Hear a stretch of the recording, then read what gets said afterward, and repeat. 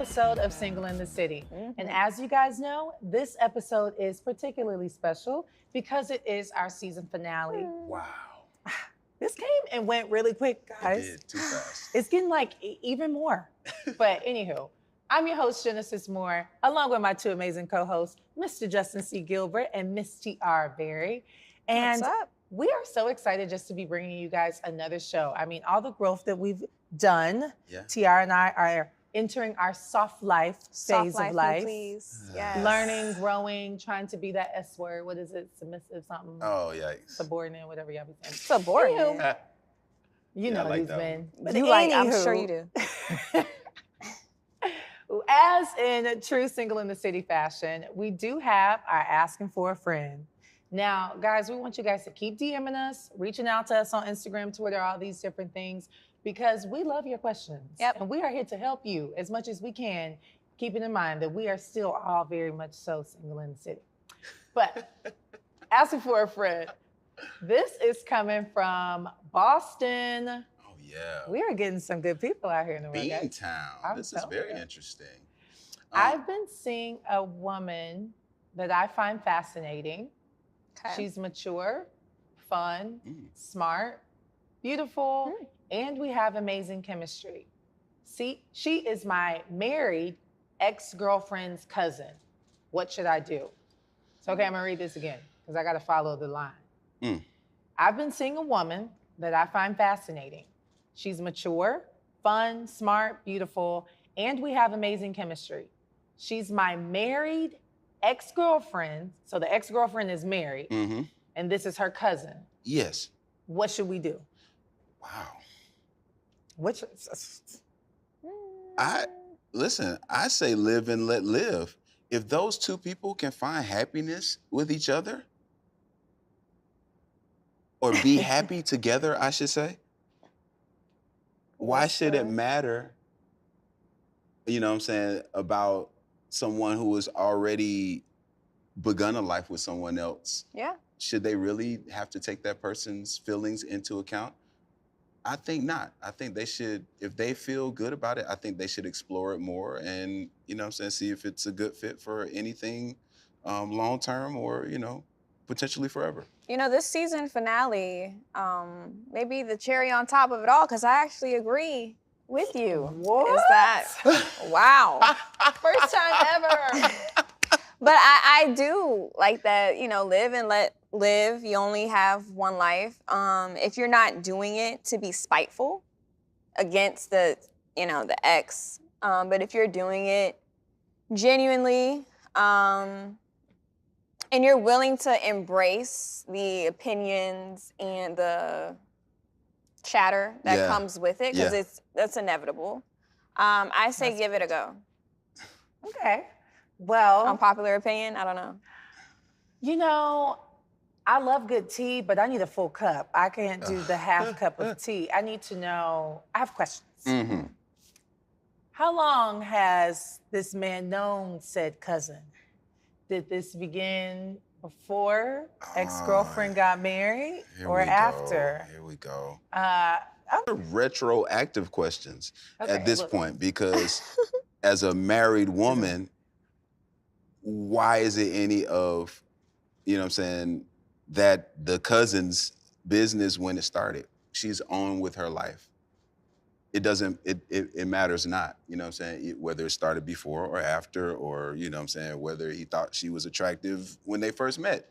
Doesn't matter. That woman chose someone else. Are they first cousins? Because you That's know, a good question too. we say how many times removed? at this are point, Justin's my cousin. You know, I've known him long enough. He's my cousin, so that plays a big role. Like, or is this like the Thanksgiving cousin, or is this the family reunion every 2 years cousin? You know, see, it's giving real soul food vibes for me. I don't know quite how, if I feel comfortable answering this question. We need more information. We do. We don't have enough data.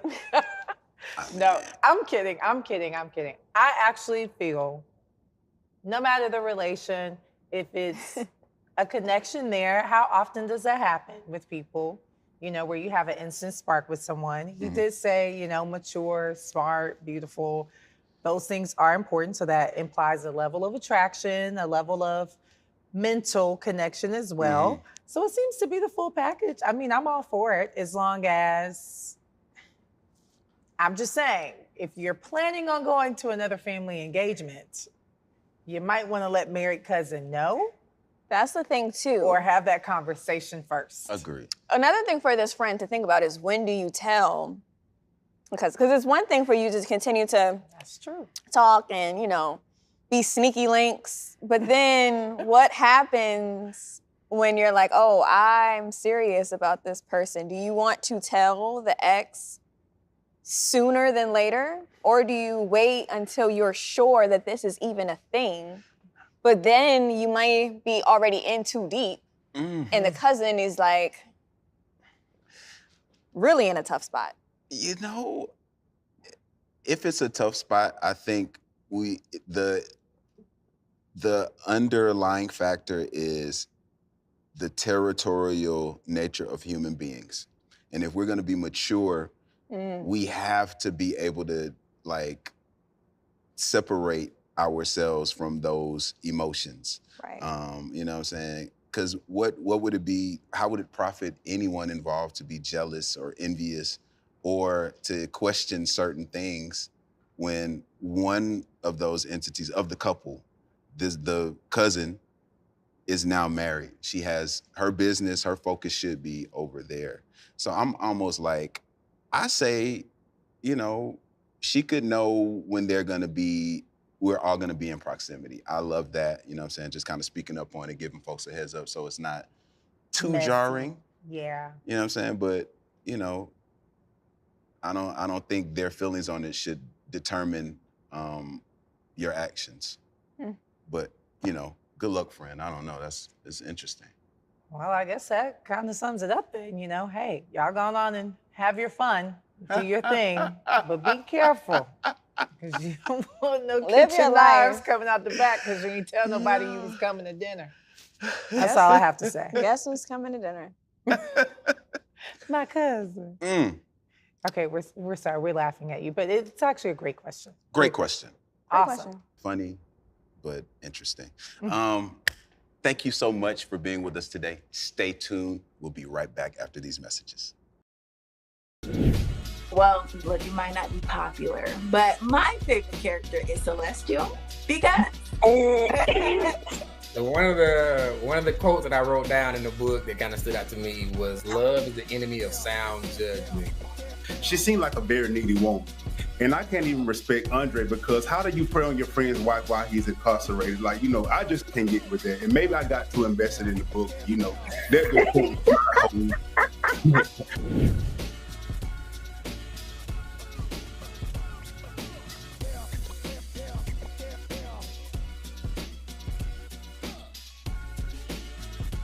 Part-time job, full-time hustle, all-time Shiro to all of us. You nurture, we listen. You teach, we thrive. You lift our spirits, but we've got to lay down the truth. It's time for you, our Shiro, to stretch for the stars. A free online chat can give you the personalized tips you need to start boosting your retirement savings today. Start saving more for retirement so you can feel prepared and live your life to the fullest. Visit aceyourretirement.org.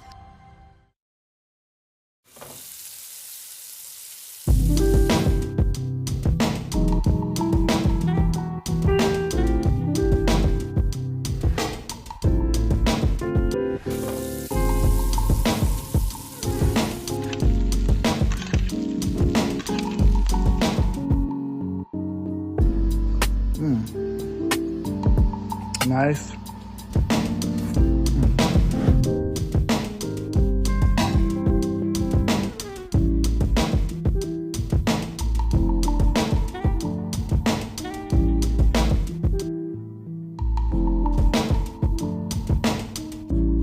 Hey there, and welcome back to Single in the City.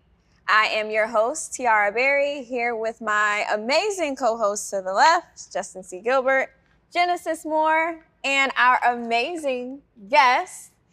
Today we have the honor of being joined by host of Hope TV's Theology in 30 and House of Hope very own executive pastor, Pastor Jennifer Carner. How are you feeling today? I'm feeling good. I'm glad to be on Single in the City. We are so excited to have you. Today we are talking about being single with a calling. But before we get into that, we had a call from a friend, right? Yeah. And our friend dialed in and asked us, could they date or should they date their married ex-girlfriend's cousin? We had some opinions. I think this was the first time me and Justin agreed in a very long time, so we doing good. What's in there? Genesis, she was even in her opinion. How do you feel about that? Well, because I value my peace, I stay away from relationships that could complicate my family dinners or when I see people in certain public settings, because I'm a very public person. So I tend to like peace. So I would probably stray away from dating someone who is close to someone in my circle for that reason. That's wise. Wow. That's very interesting. And I would have thought something different. But that's why, okay, for the folks at home that don't know, like Pastor Carner is, you want that girl, like that is Pastor Carner, okay? All day. Pastor Jen, if you're around here at House of Hope Atlanta ATL and you know her personally. But so I guess, why do you feel like that would compromise your peace in that situation? Even if the married cousin was fine with the single cousin dating her ex-boyfriend. I think I got that time. I don't know if we always understand how we feel about people until they get with somebody we know. I think it's so true. I think that in terms of our emotions, you can't predict that part. So why put yourself in that situation? That's so You know true. what I thought about with that? How would the ex feel about him being better to the cousin than he was to her? Yeah. Because she's going to be like, oh, he going to do you like this. He going to dog you out. And then he's amazing. That's going to cause a rift between the cousins inevitably, in my opinion. See, this is why I said from the beginning we needed more data points on this conversation. You did? I said that. I absolutely agree. I think though there's this something is passing through the femininity filter because there's a lot of focus on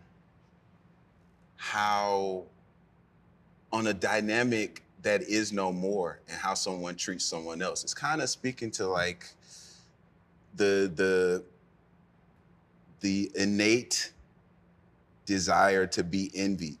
Why would there be envy for someone treating someone that you love well? And even if they learn how to treat them well by mistreating you, we've all been the villain in somebody's story.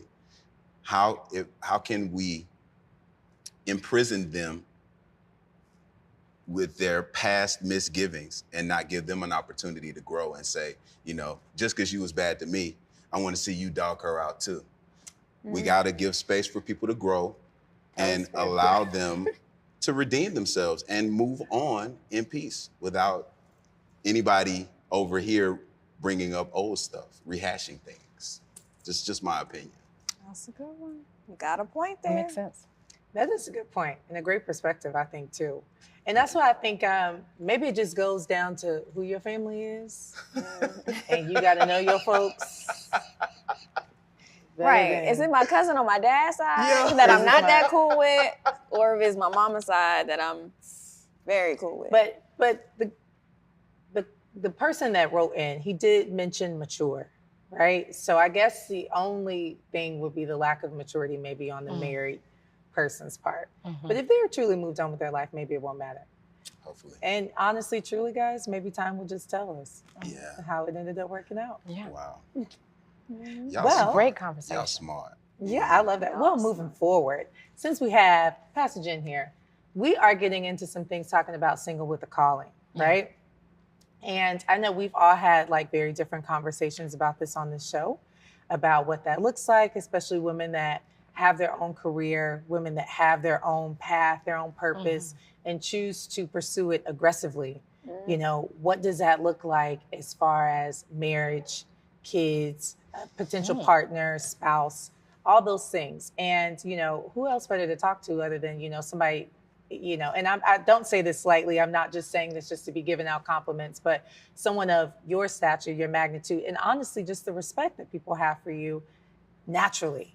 I think that is a thing that maybe we don't always consider when we have a deep reverence for someone and what they do in their life, even as a woman, So to be able to talk to you about this is, for me, I'm very excited about this conversation. I am too. I'm honored. Thank y'all for having me. Thank you for being here. It here. means a lot just to be here. So, well, I guess we'll kick it off. So, as a woman with a calling, what has been your experience being single in the city? So, the calling is never the problem. Okay. It's the assumptions that guys make about women who are called. Oh. I think that a lot of guys think you don't want to go out, that you're not fun, that you can't relax. And when you make that assumption, you limit what you can actually do with that type of woman. So I think it's never the calling. The calling hasn't been a problem, but it is the assumptions that are made. Wow. Ooh. And what just mic drop on number one. What type of assumptions have been made over the years? I'm glad you asked that. So I have this wonderful story about the prom. Okay. Where the captain of the football team, he said, I was gonna ask Jennifer, but I thought she was going with Jesus. So, wow. Yeah, so there's like this overly spiritualizing or over spiritualizing of the call. That as a preacher who started out at 9 years old, that I can't be a regular woman, that I'm not a woman first. So those types of assumptions. Wow.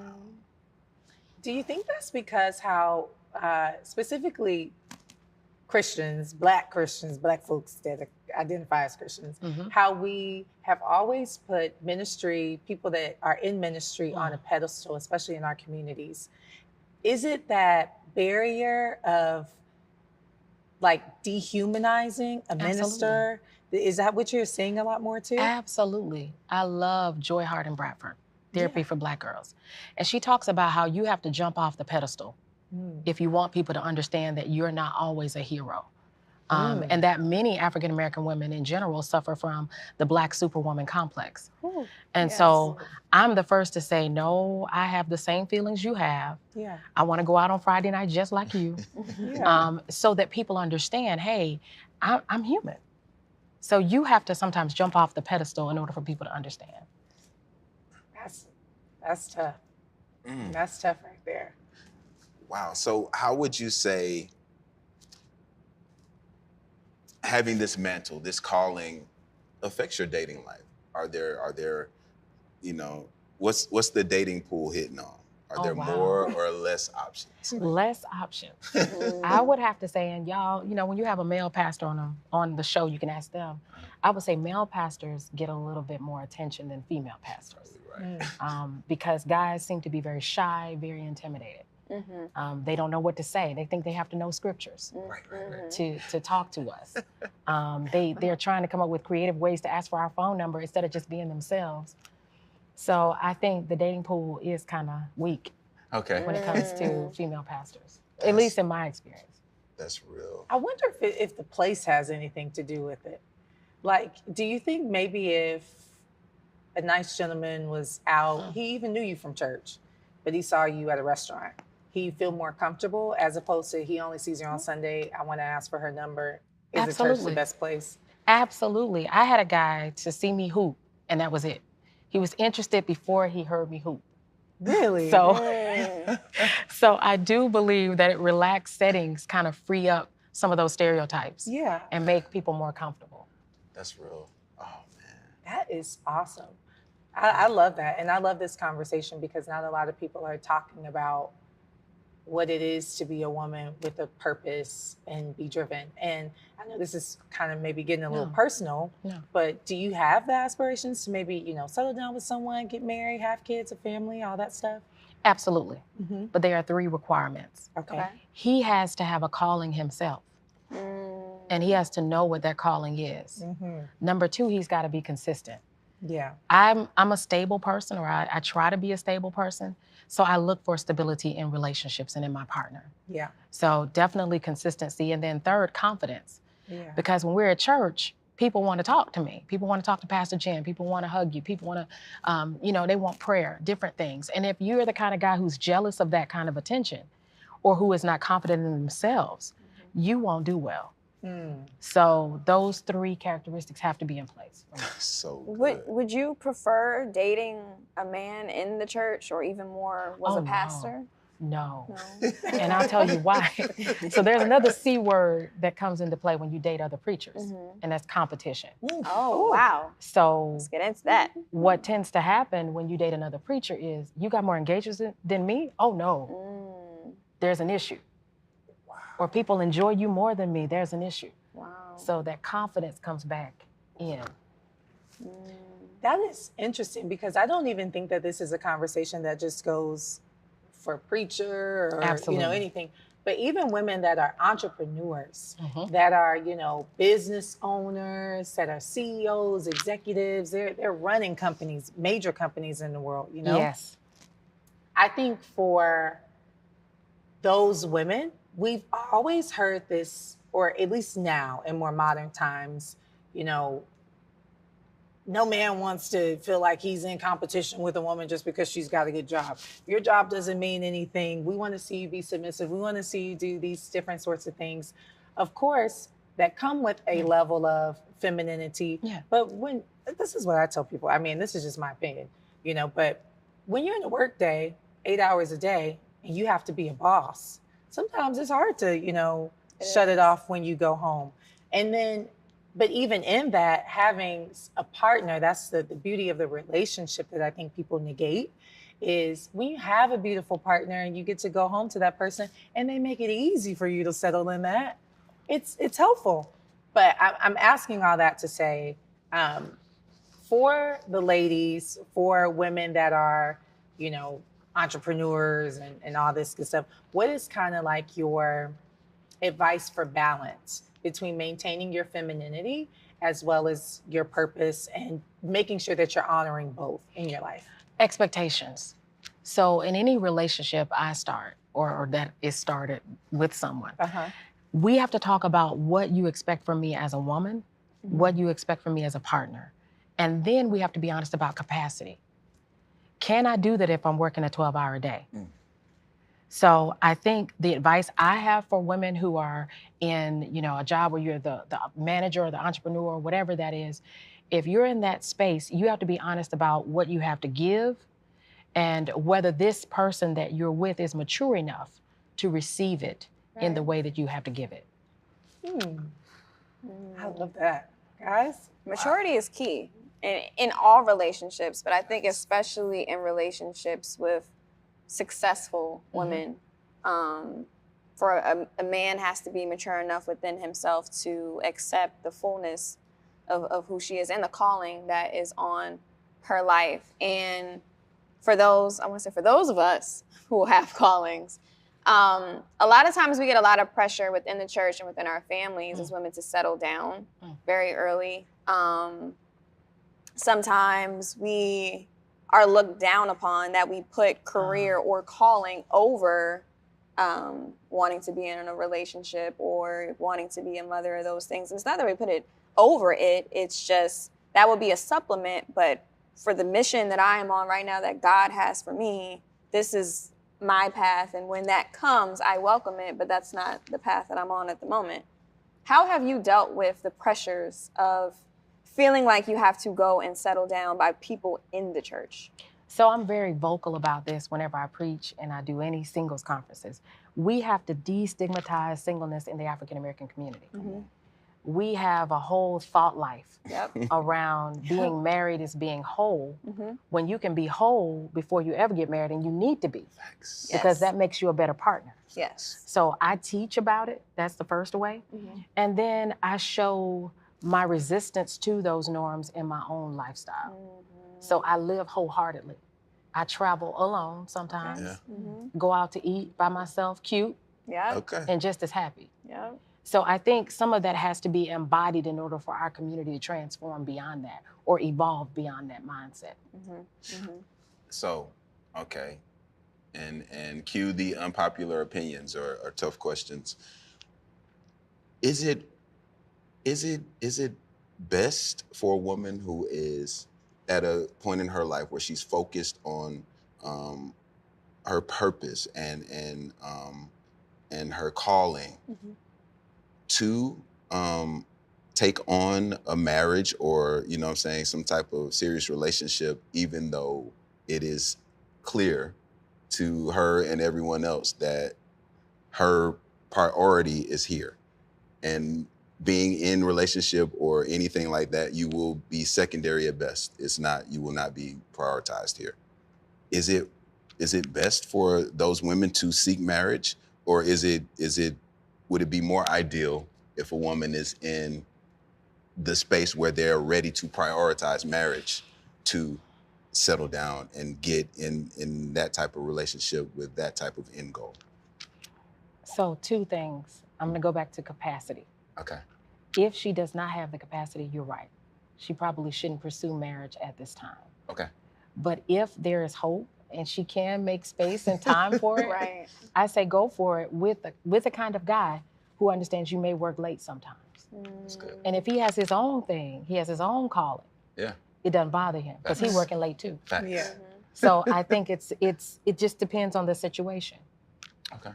Yeah, I agree. I think it's about what you can handle, and you shouldn't have to choose. I feel like No. that question is a question that women get way more than men. Like I agree. men, they can have multiple businesses, they can have full-time jobs, they can have 6 kids, sometimes a wife and a girlfriend. And for some reason, we think that they can manage it all.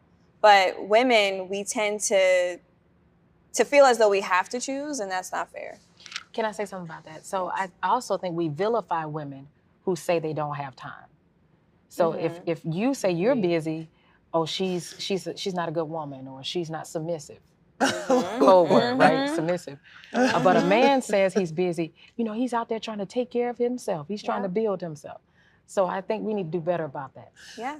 You know, I can agree. There are definitely differences in opinion, and yeah, the playing ground's a little it's a bit uneven. But I think it's because men are expected to show up a certain way in order to even be considered eligible to occupy certain positions. You can't be no husband if you can't even be a boyfriend that's coming with husband-like qualities. You can't be winning in the dating pool if you're not responsible. You don't have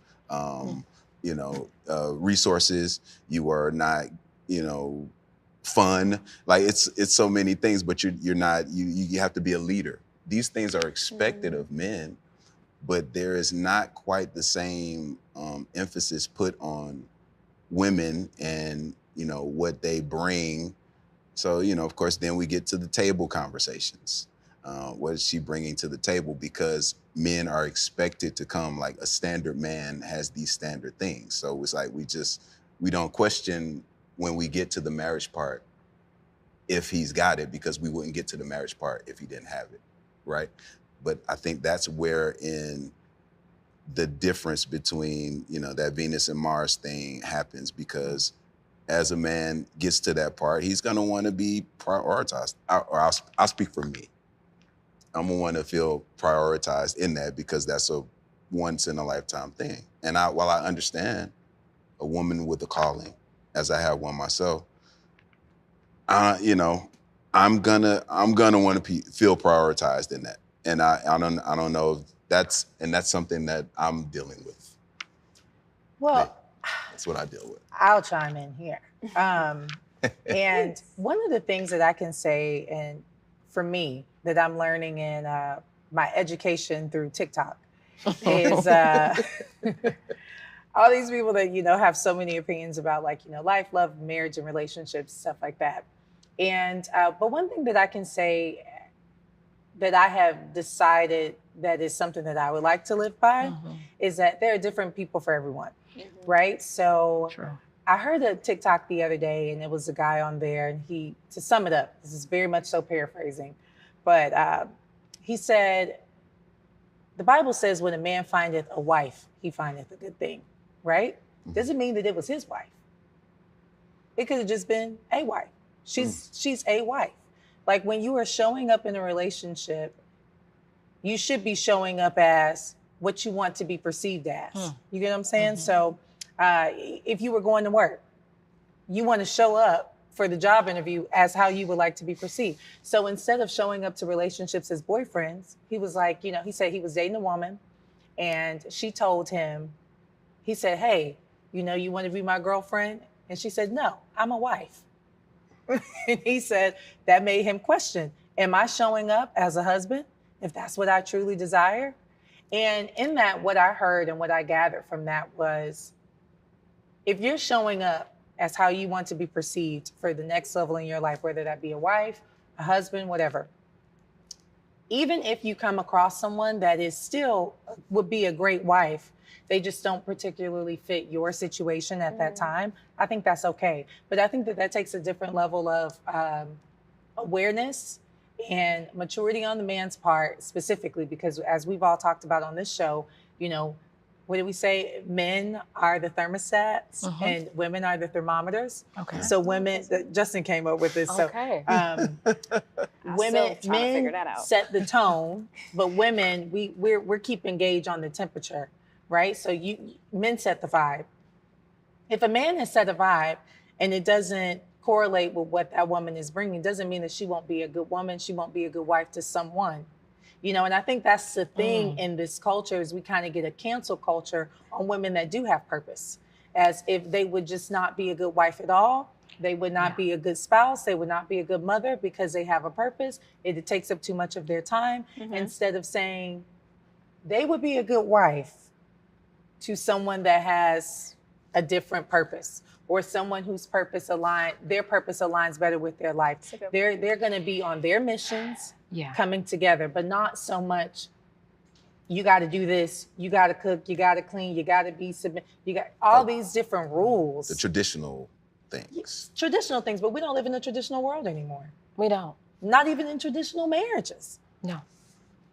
Traditional relationships. Nobody is subscribing to that. So I guess my question is, I'll say, he subscribes. Nobody, I won't say nobody. That was a little, you know, presumptuous, but many people in this age on why they do not want to get married are not the people that I feel like are subscribing to that.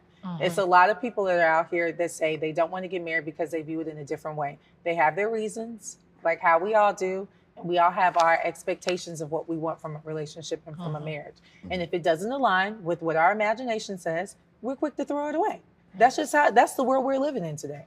But I mean, hey, agree, disagree, that's my opinion on it. I think that's a super valid opinion. I was gonna say that strangely, it seems that women kind of want to preserve the traditional role for men, but don't want to be held to that traditional feminine standard of what men expect, because I feel like not much has changed from the days of old as far as the expectation for men to provide, protect, and just basic man stuff that we've all come to, you know, we've deemed this normal. We've normalized this.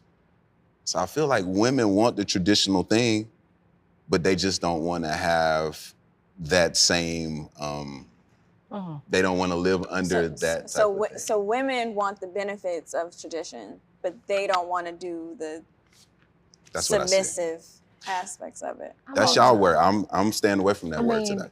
We're making generalizations. Yeah, these are general. I'll speak for me. Okay. Step in and partner together for the success of the relationship. Okay. I love that.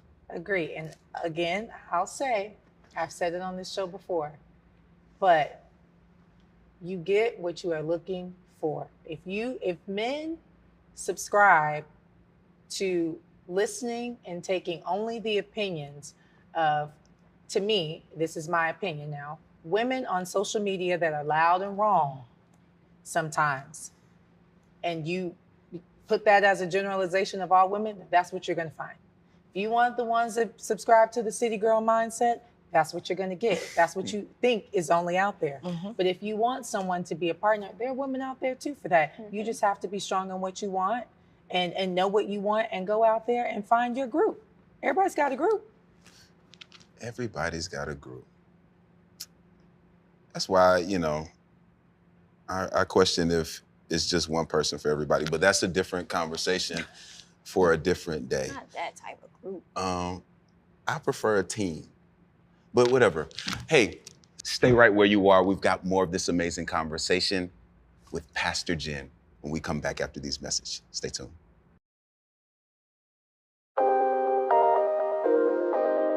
Every discipline starts with creating a habit. Find a plan that works for you. I know you can put a reminder in your phone, call so-and-so in 30 days. You can't use the excuse that, oh, I'm an introvert, or I'm an introvert. You know, stuff people like to say. Nah, if you're not outgoing, right, you better get going, because that's the only way networking works.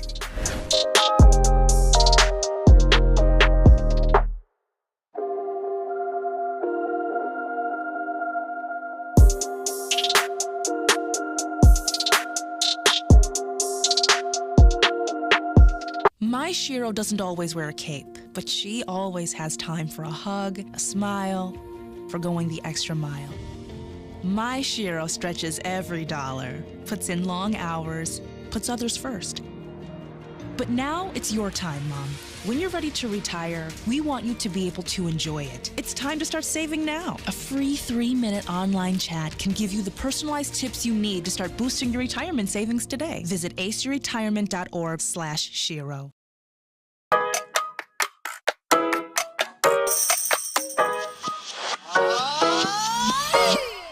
Are you finding that people are truthful online more, or maybe not so much? There's a lot of filters that women have.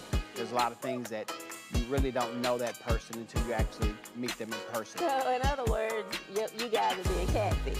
Definitely.